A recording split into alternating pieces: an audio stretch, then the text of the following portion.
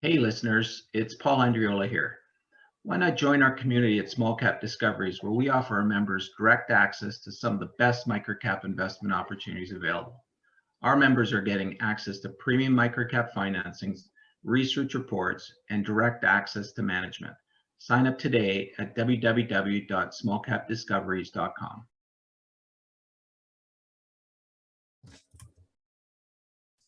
Hi, everyone. Welcome to the Small Cap Discoveries conference call. Today on our call, we have the CEO, Owen Moore, and VP Margaux from BeWhere Holdings for an update. BeWhere trades on the TSX Venture Exchange under the symbol BEW and on the OTC under BEWFF. The company is currently trading at 22 cents with roughly 88 million shares outstanding, or about a $19 million market cap. I'd now like to hand it over to Paul Andriola. Hey, thanks a lot, Trevor. Always great to have Owen and Margaux with us. You've been with us a few times, so everybody that's listening, or most of the people that are listening, are going to have a good recall of what BeWhere is all about. But before we get into updates or anything like that, why don't we refresh everybody's memory and let them know what BeWhere is all about? Absolutely. So I'll take it at the beginning, and then Owen will continue with the financial updates. So as a reminder, BeWhere manufactures, design and manufactures little hardware with GPS and cellular connectivity based on the IoT networks. Our business model is fairly simple. We sell the hardware and then we collect a recurring revenue on it. We serve two industries, the asset tracking industry and the environmental sensor monitoring industry. And those are markets that are poised to grow exponentially. The numbers keep changing, but we're talking about billions of dollars of opportunities. And BeWhere is one of the main players on the market today. Those are just reminders from the last conferences that we had to see a little bit of the growth and the progress of the company. We launched in 2016 when we went public. With Bluetooth Beacon in 2018, we launched the first LTM, which is this IoT network product. We have unique and massive partners that distribute our products.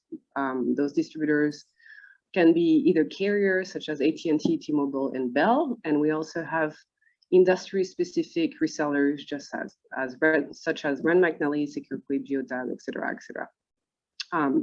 The investment thesis for us was to replace old technology, so existing, 3G, 4G, LTE asset tracker with those IoT asset trackers. The monthly fee is much, much lower. The data consumed is much, much lower, and the battery life is a lot longer. So we are mostly a B2B model. So we sell to resellers, they sell to the end users. We have achieved records, revenues, and profitability for the past 24 months, and our cash position keeps increasing quarter over quarter.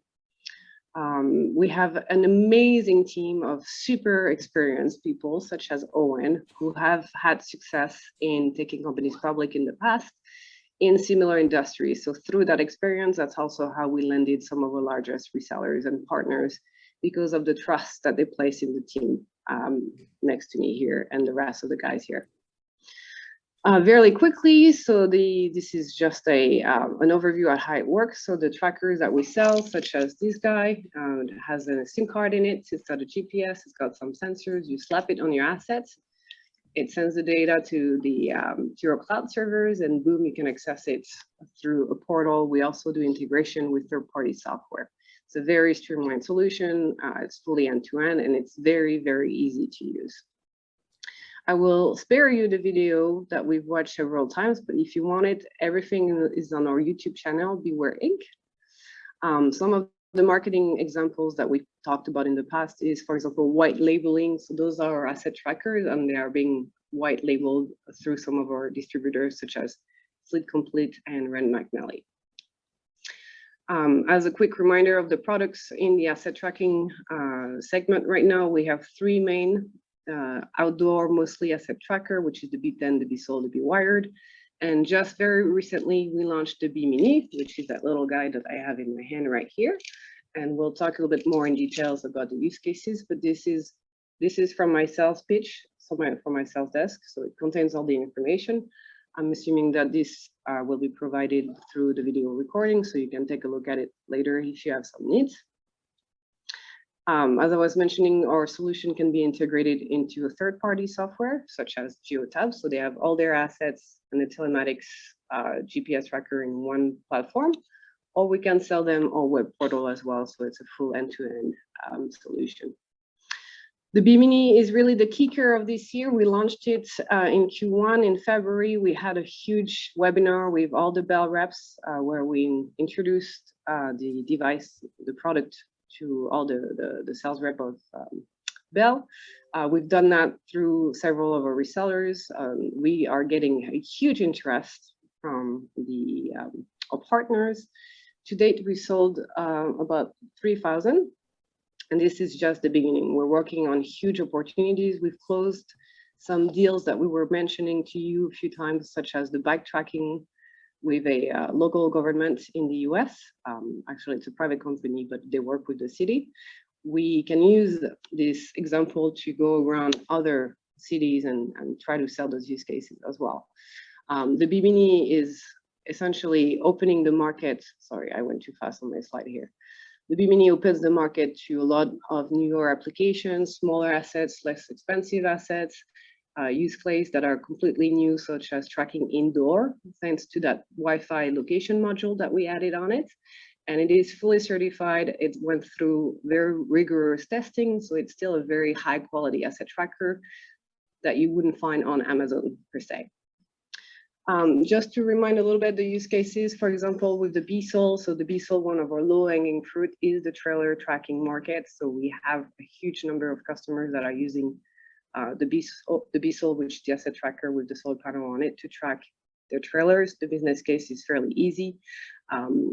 Trucks at the front used to be equipped with telematics. There was not really a low-cost, efficient product to track the trailers, which can range minimum of $100,000 with empty plus cargo.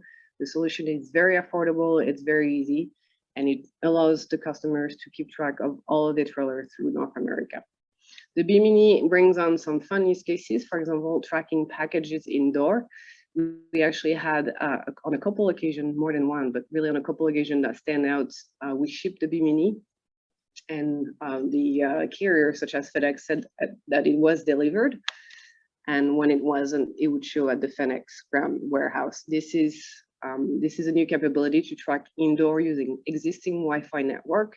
There's no need to know the password. There's no need to know anything. It just reads it, it sniffs it as we sell it, and then it can give quite accurate indoor location. On those few occasions, once I've recovered my package, the other one I have not, but it is a very good use case to demonstrate to our clients. With the temperature, humidity, etc. sensors that are on the Bimini, we're also going after specific asset tracking use cases, such as cancer treatment therapy, vaccine, etc., etc. So we have a number of pilots undergoing right now with healthcare and governments and private companies. So a huge amount of application that we have, and we're seeing it. I'm not going to go through all the use cases. Again, this is taken from my sales deck because now that the public is rather familiar with BeWhere, we wanted to show you how we sell it. So this is a general sales example where we recommend the different product based on the use case. So here we talk about logistics with BSOL, BeWire, Bimini, construction with the BeWired, static equipment with the B10 or the BSOL. Emergency services is a segment that's coming back for us with the Bimini. Equipment rental, package tracking, as we were saying, pallets, portable generator, and so on and so forth. Awesome. That is it. Thanks, Margaux. So I'm going to walk the group, and just before we get started, thanks Trevor and Paul for having us on. It's always a pleasure to meet with you and your members. We're going to walk through some of the financials quickly, but before we get into some of the slides, just some of the highlights. By far the biggest highlight for us was we generated about $465,000 in operating cash in the most recent quarter. That pushed our cash position to just under 2 million, under 3 million, pardon me, 299,000. And that was a strong result. Revenues were up about 37% relative to Q1 in 2021. I think from Margaux's second slide, she showed the market, the CAGR for our market at about 17%. So we're we're doing considerably better than the expectations for the market, which is good to see. We also feel that we're going to be able to show that strong growth in the near term. So keep an eye out for Q2 numbers when we release them in another 3 months or so. On the side that needs a little bit more explaining is the net income. We did change how we account for our development costs. Technology companies tend to defer development costs, and that's in order to realize the expenses when you're realizing the revenue associated with a new product. The decision was made not to do that. That had a direct impact on net income. But like I said, in our industry, cash is king, and generating over 450,000 in cash in the quarter was a highlight that I think deserves some recognition. So we'll just run through some. The last comment I'm going to make before we get into the slides is, and you guys know this better than we do. We're a little bit myopic, and we have our heads down, and we're looking at our business. We don't manage macro. So when the markets were on fire up until the last 6 months, our focus was on fiscal responsibility. We were focused on fiscal sustainability. We wanted to show stable cash. We didn't want to be burning cash. And while people were putting out crazy revenue projections, we were really focused on bottom line performance and cash. Now that the markets have fallen apart, I guess you could call us contrarian. We're now focused on growth, and I think it's because we have the bottom line taken care of. We've proven our business model. And now, while everybody's focused on fiscal responsibility or fiscal sustainability, our focus is shifting to growth, organic growth principally. So with that, quarterly revenue, it wasn't a record; it was just under our record. Our strongest quarter is always Q3, but nevertheless, the year-over-year numbers from 1.7 million to 2.3 was strong growth. For next quarter, we're coming off a base of 2.2 million, and we think we should be able to show similar growth. EBITDA remains strong, once again impaired a little bit by the change in how we account for development costs, but nevertheless strong numbers, and I guess that represents our, I'll count them up, 8 consecutive quarters of positive EBITDA. Yeah. And probably 4 consecutive quarters of net income. That might be the next slide. It was the past slide. Okay, let's just keep going. There you go. Yeah, let's move on. Okay, that's it. That's the update, guys. It was short and sweet, but I hope we hit points that are relevant for the group. Mm-hmm. I think you did. You certainly hit some of the highlights that I felt were important. Why don't we dive into a few questions, and everybody listening, of course, if you've got some questions you'd like me to ask the team here, feel free to use the chat function, and we'll ask those questions. Everybody's asking me about the Bimini. How happy are you with the rollout so far, and sort of what do you think, what sort of your expectations for the balance of the year? Expectations in terms of projection of units sold? I just think like strategically, we're not going to sit here and talk numbers, but what do you want to see happen from a distribution angle, or any sort of strategic sort of thoughts? So it's been introduced to Bell, and we're seeing a fairly consistent uptake, faster adoption rate that we've had on our previous product. So it's only been a couple months, I believe, since we fully launched with them. We just got it certified through AT&T, T-Mobile, Bell, obviously. We're seeing I think the order size that we're seeing is much larger than we had in the past. I think the sales cycle is also a lot faster. For example, we had a sale 2 weeks ago. It lasted about 2 hours, and the guy walked away with his Biminis. Do you want to give them a little color on what that opportunity was? Sure. And the opportunity was very, it's something that everybody can associate with. It's a carrier who's, when they get the phone shipped to their dealership, they get stolen. The pallets get stolen, or at the dealership they get robbed, and the cell phones get stolen. And this is easily explained by a variety of factors such as increasing cost, life, etc. So now you have a phone that costs about $2,000. It's a crime of opportunity. And what we're doing is we're doing a bait box, much like the Vancouver bait cars, where essentially you have a phone box, and inside you have a Bimini. You can connect to the Bimini remotely and through the network, and you can make it ring. So it's fairly loud. It's louder than a tile, for example. And this has been two carriers that had nothing to do with each other that came to us for the exact same use case about 3 days apart. And I think that we can take it to all the carriers and start offering it. We had a pilot with the bike share company that I was mentioning that did a pilot was last year, at the end of the year in Q3 with one of our demo products.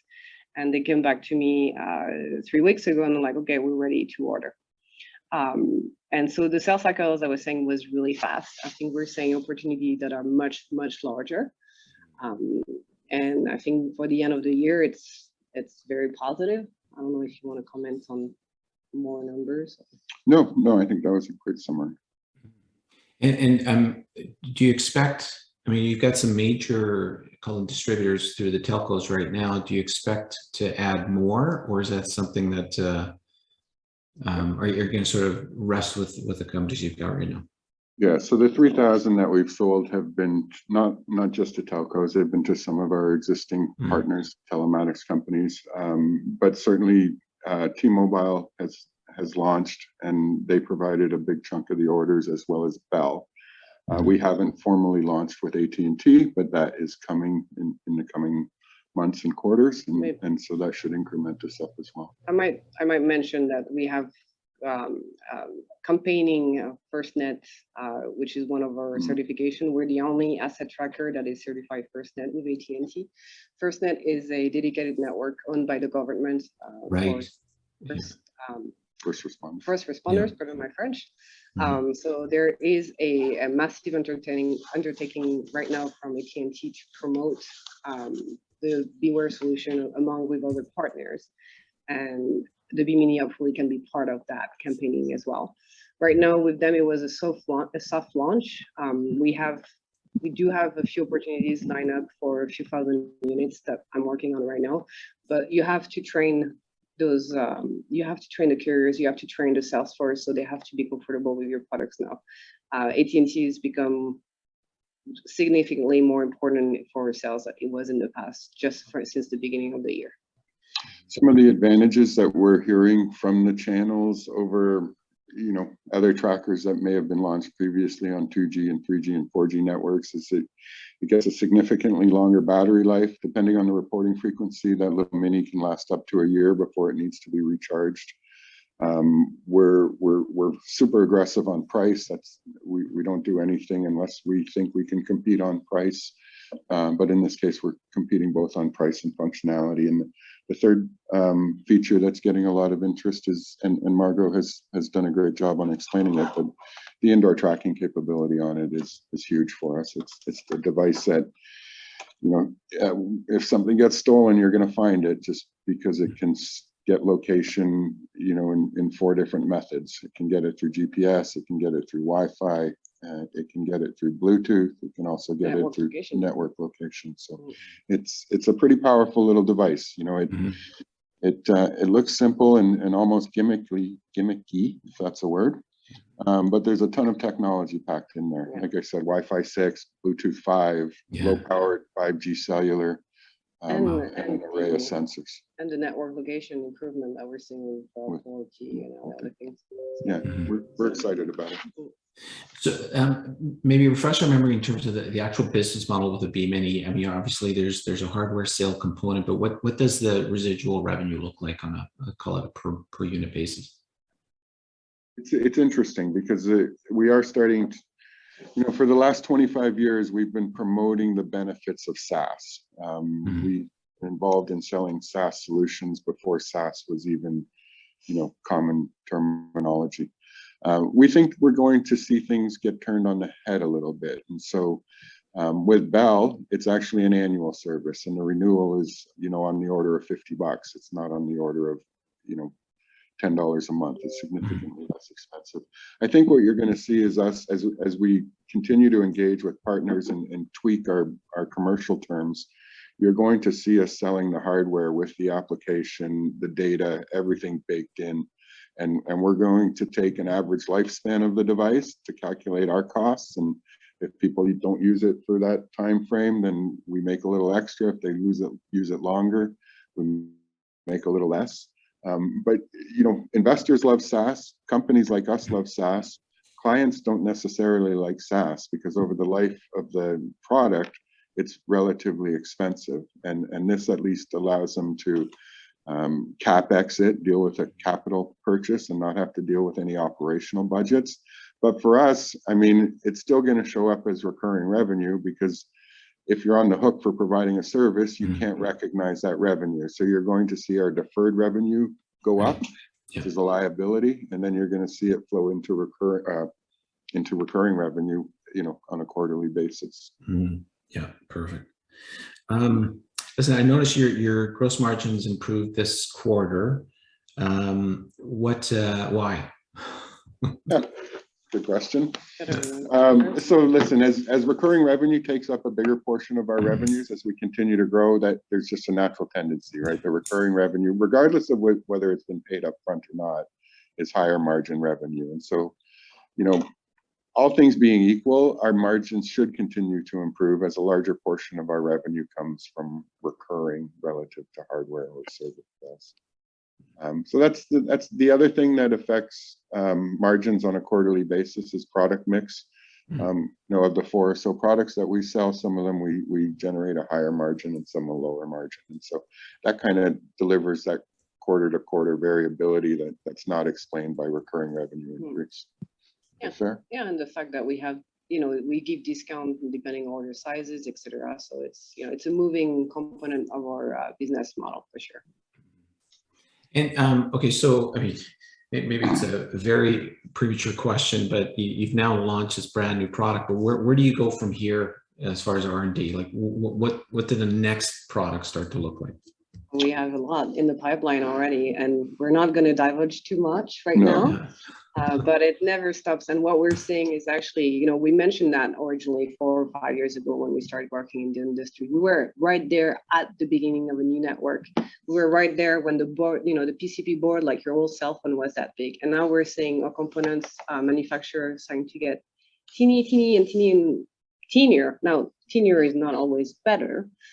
My husband would not say that, but we're starting to see some new components coming out that allows us to do different, like add on to the technology and new loop, new enclosures, new battery, longer battery, etc. So it never stops, and that's why it's so exciting as well for us. So we won't dive into too much of the near term, but I can kind of share a little bit with you on a mid to long term technology roadmap, if that's helpful, Paul and Trevor. For sure.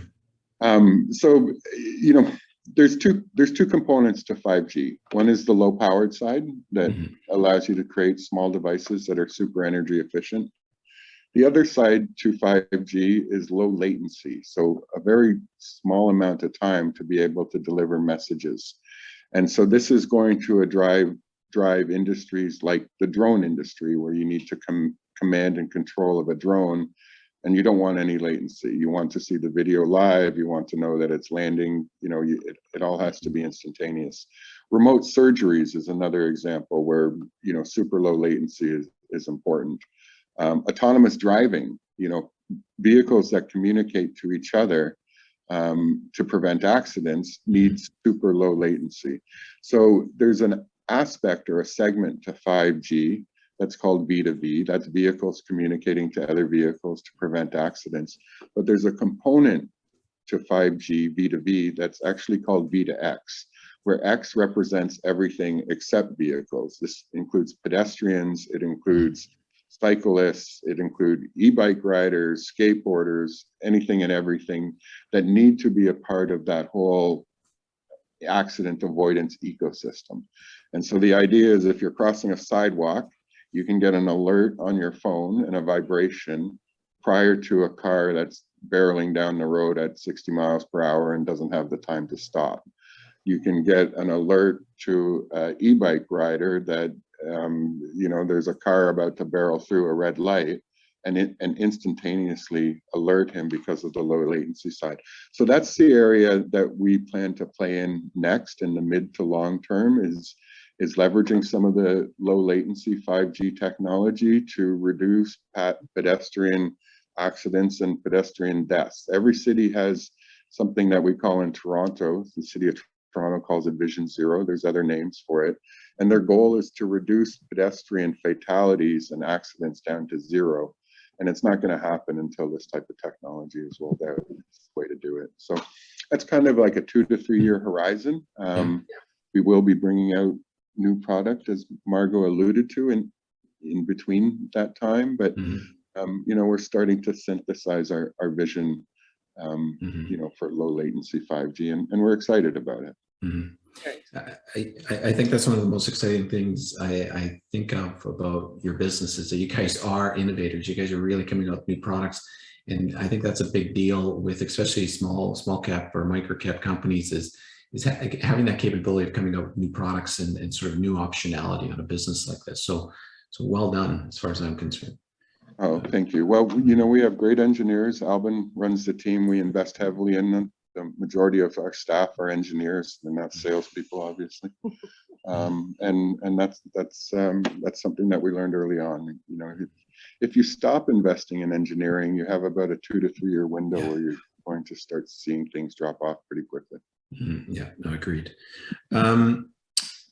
Before we jump into some of the listeners' questions, why don't let's talk about challenges. Like what new challenges, if any, are you facing, or what old challenges are you facing? What can you tell us? Okay, accounting policies aside, yeah. So listen, the labor market's getting tough. We are growing. We're adding staff. We didn't give much detail on it, but we did secure a non-interest-bearing subordinate loan for business scale-up from an arm's length lender, which is kind of strange, but we will be hopefully providing more information about the lender in the coming weeks and months. But that's specific to add staff to support growth. It's business scale-up initiatives. And the labor market's tough. I mean, you know, labor productivity is going down. I personally think that's because companies have allowed too much work from home, and it's hard to monitor and manage productivity when you have that type of setup. But also, it's just a tight market. People are more quick to move, and so you know, companies like us in the past, where you've relied on you know, personal relationships in the office to keep people motivated, when they go home, you lose some of that ability. And we're seeing increases in salaries and wages, not just for new hires, but we have to keep upping the salaries and wages for existing hires because inflation is hitting them, right? The amount of money it costs everybody to get into work using gas has gone up. The price of a loaf of bread has gone up. And so I think these are sort of macro trends that we need to be aware of and make sure that we're not dropping the ball for the benefit of everybody who supports this company internally. And, you know, we keep hearing about you know, material issues and you know, chip shortages and stuff like that. Are you guys facing that stuff as well? Well, here's the irony, right? We're in the business of providing visibility into supply chain issues, and we're not exempt from it. Okay. So I really see it as two separate issues. The component market, right? You've heard about all the automotive manufacturers not be able to install the computers. That's really a different issue from supply chain. Supply chain is FedEx and UPS crapping the bed and losing product, and you know, Margaux telling them that it's ended up at your warehouse where packages go to die. Over goods they call it, but it literally is the place that packages go to die. And I think they're having their own labor issues, you know, to make sure stuff gets. So what we do a good job of is providing visibility into supply chain, and we do that for ourselves as well. The stuff that's out of our hand is the component stuff. And, you know, there's a region in China that manufactures 25% of the raw silicon. That place had issues with energy, and raw silicon, you know, production dropped. There was a factory in Japan that got caught on fire, and they were involved in post-processing raw silicon into the wafers that companies use to make chips. And that was a big hit. That was the original hit that hit the automotive manufacturers, and then it was the region in China that stopped producing as much raw silicon. Those are driving the component issues. The war in Ukraine, believe it or not, neon neon gas is produced in Ukraine and exported in a lot of areas, and that's now hitting component suppliers. And so it's stuff that you just can't forecast. But, you know, to Chris's credit, Chris Panza, who manages all our suppliers, he's just done a bang-up job on keeping it together. We get hit by it, but we managed through it. We actually lost about $500,000 in revenue last quarter. We should have come in closer to 2.7 or 2.8. Now, we didn't lose it. It got pushed, which stronger visibility into Q2.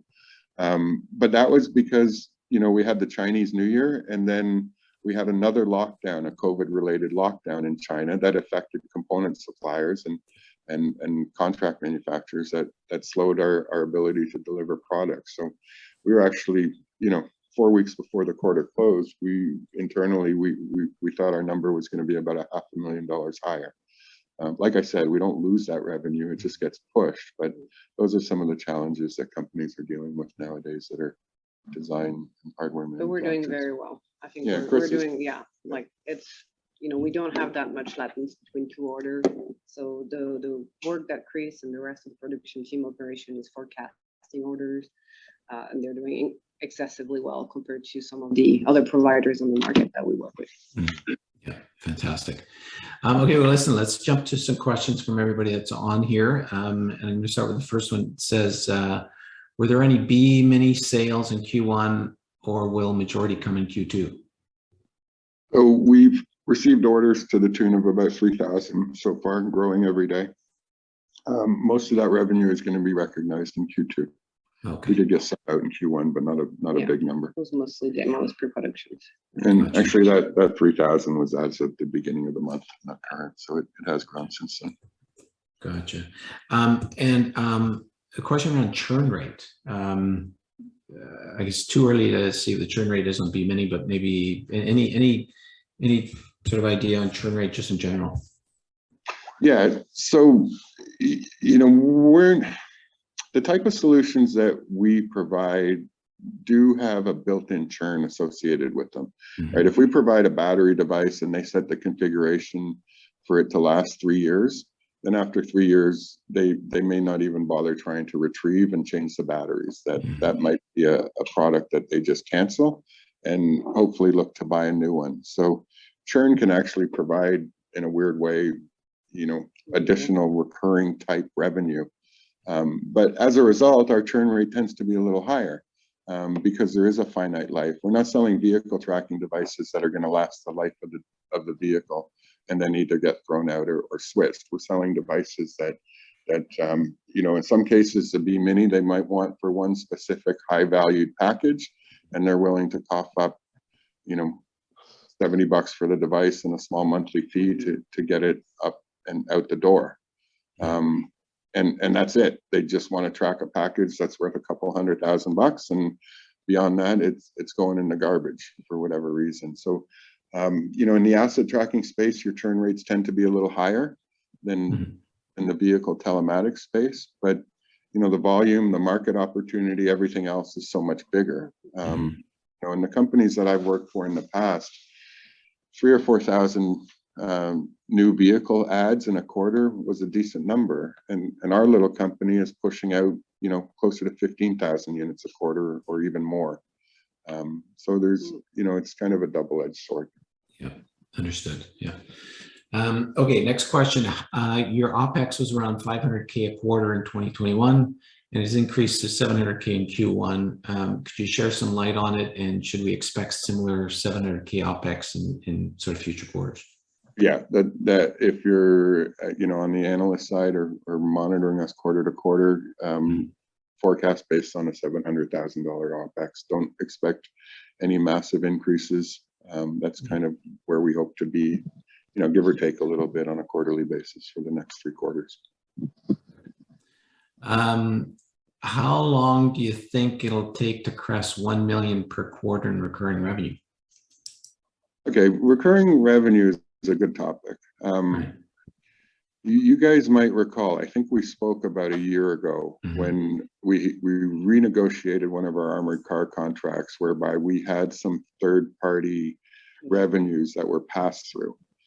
We lost the pass-through revenue, but we maintained the margin. We maintained the $2 or $3 per device that we typically collect. And so it didn't hit our bottom line, but it hit our top line recurring revenue. We've since recovered all of that difference, but the recovery was with, recurring revenue that produces margin. It wasn't passed through. It wasn't passed through anymore. So that's helped our net income on recurring revenue. I think this quarter we finally got back up over where our highest was previously, prior to losing that pass-through revenue, and I think you should see that continuing to trend higher going forward, as well as contribute. You don't have it up. Sorry, guys, we don't have the numbers in front of us, but no problem. Recurring revenue was at 811, I think it was. Yeah, 811, and I think that was just an inch above our previous high recurring revenue, which would have been about a year ago. Yeah, that's right. Yeah, perfect. Okay, next question. Are you still looking at the pet tracking opportunity? We certainly are, through our friends at Pet Science. Fantastic. Simple answer. I love it. Okay, and the last question I've got is, why are you investing in buying back shares when your focus is more towards growth and hiring new talent? Well, returning equity to shareholders isn't generally considered a bad thing. We're not going to blow our wad on it. I mean, we produced 460 grand in cash. We're going to send some of that to the shareholders, but we're not foregoing our growth, right? We have a $500,000 interest-free subordinate loan coming in to help support our scale-up initiatives. We're going to be generating much more cash than we're contributing to our NCIB, but it's just a balance, right? You have to take care of all aspects to it.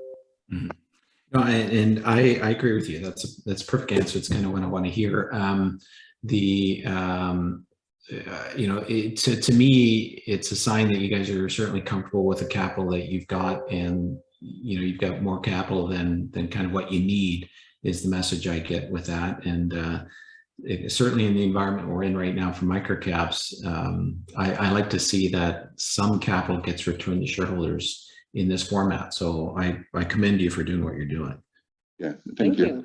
And it is a little different, right? That's companies nowadays are really focused on not burning too much cash, but we've done a good job over the last couple of years to get us into a position that does allow us to do this without us hurting our cash position. Exactly. So I lied. There is another question. This one's from Trevor. So we'll blame Trevor for the extra question. Now we're in trouble. Yeah. When we think about your future growth, what are investors not focused on, or what should they be focused on? What should they be focused on? So, I bring it back to Margaux's second slide. It talks about the industry growing to the tune of 17%. We're expecting to grow much higher than that. Even in the most recent quarter, we were at 37%. It's going to come up eventually.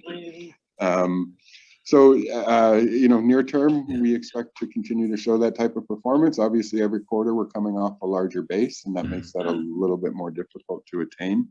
And in the absence of having formal guidance out there for you guys, and listen, I think last year I told you we wanted to get to a spot where we were providing formal guidance on revenue and income. Unfortunately, we're still not there, and some of the issues that are associated with that are things that we talked about. You don't know about a component shortage issue until sometimes a week before you're supposed to get the product. And so those are the types of things that we're continue to try and wrap our head around. And hopefully, you know, at some point this year, we do provide that formal guidance to shareholders. But, you know, every time we thought we were getting close, something comes outside you and you rethink it. COVID was one, right? We were getting close, then COVID hit. A lot of us were a deer in the headlights when COVID first hit. We did see a decline in revenue in the first 2 or 3 weeks of COVID, and then we saw things pick right back up. But it's stuff that you just can't forecast. Yeah, definitely.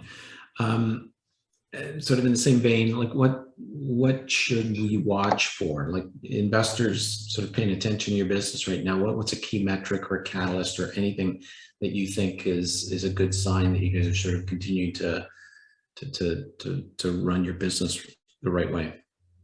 Yeah, I mean, we're typically conservative on news releases, so we don't announce every time we light up a new partner. We do share a little bit more, or, you know, with some insight on our social media, you might understand that, you know, we're adding new partners. That's certainly something that drives revenue, but it's pretty basic, guys. Watch our revenue, watch our net income, and watch our cash or working cap. Those are the metrics that we're ranking ourselves on. And I realize that might not be too sexy for some, but the more cash we put in the bank, the more we can, you know, lend to growing this thing as well as, you know, returning some equity to shareholders in different formats. Fantastic. Well, listen, we're at the end here. Is there any key takeaway, any sort of parting message you want everybody to walk away with today? Yeah, no, just listen, when companies are focused on fiscal responsibility, fiscal sustainability, we're focused on growth. When companies are focused on growth, you know, I don't know if we're doing the right thing as a contrarian, but in terms of having a good, strong, healthy company, we expect that to continue. And you know, I always love sharing some time with Paul and Trevor and your members. So appreciate it. We appreciate your time. And again, want to thank you guys for joining us today.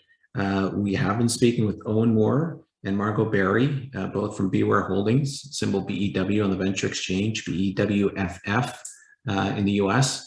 As always, guys, thanks for your time, and certainly looking forward to catching up with you guys in the near future. Thanks, Paul. Thanks, Trevor. Awesome. Thank you so much.